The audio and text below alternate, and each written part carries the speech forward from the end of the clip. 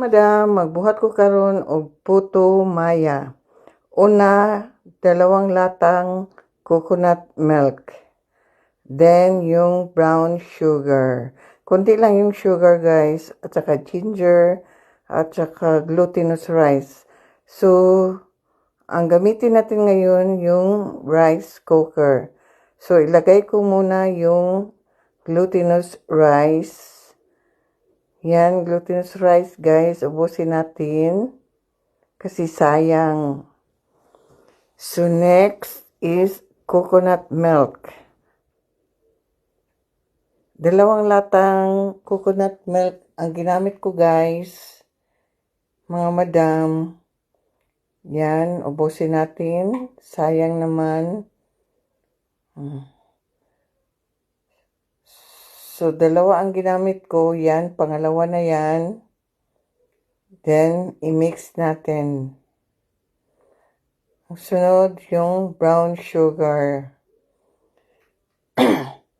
So, i-mix natin ulit hanggang matunaw yung brown sugar.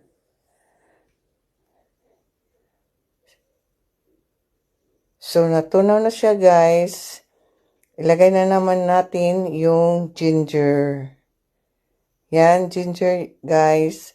Yan ang luya. So, ilagay na natin. Then, i-mix natin ulit. So, na-mix ko na ng mabuti. Yan. So, takpan na natin.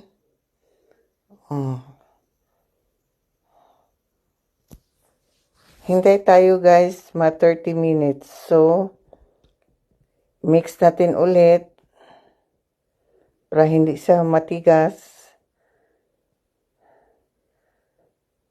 So, mix ko na, takpan ulit. Wait lang tayo saglit.